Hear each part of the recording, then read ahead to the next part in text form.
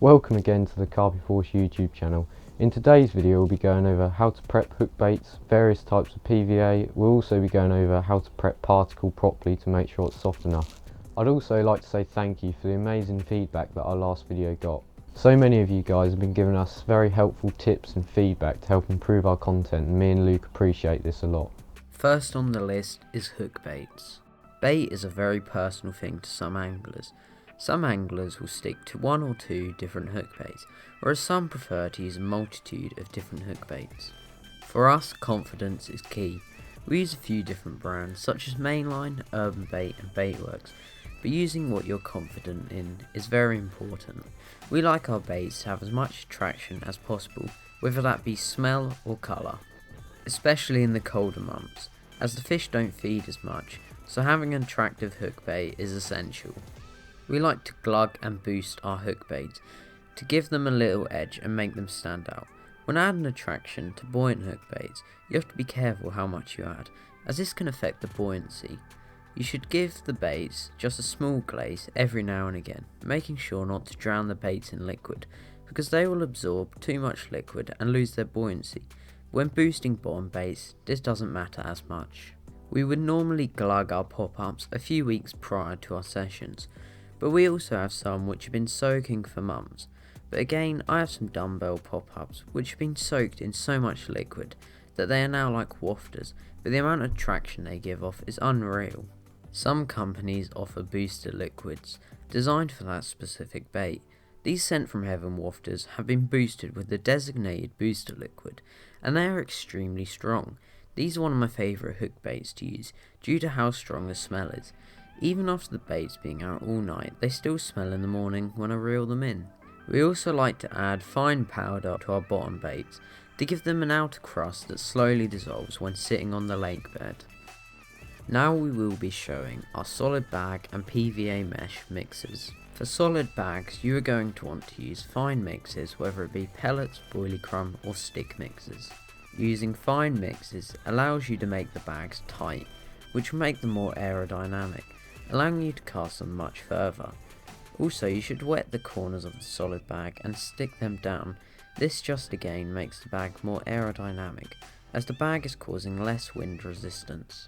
Fine mixes, including crumb, stick mix and pellets, are great for keeping carp on the spot. It takes time for the carp to find all the smaller food items, so it keeps them grubbing around for longer than if you were feeding whole boilies. Also, when using solid bags, you should make sure the lead is on one side of the bag and the hook bait should be on the opposite side. By doing this, the bag will always land on the lead and the hook bait will remain on top. You can add PVA friendly liquids to these bags to give them added attraction. For filling PVA mesh, you can use almost anything, providing it's PVA friendly. We like to use pellets, boilies or stick mixes. Using either PVA mesh or a solid bag will also help protect your hook point and prevent tangles, so when long distance casting is out of the equation, I always opt to use PVA, whether it be a solid bag or mesh bag. Now we will be speaking about our spod mixes and loose feed. In the spring, my favourite bait to use is pigeon conditioner mix. This is because it contains loads of different size food items: wheat, maple peas, white peas, whole maize, barley, red dairy and safflower. To get the best out of the pigeon mix, it should be soaked in water for around 24 hours to soften it up a little bit. After you've done this, the mix can be boiled. I normally boil my mix for around 15 to 20 minutes. The easiest way to tell if it's done is by scooping some out and then crushing some between your fingers to make sure it is soft enough.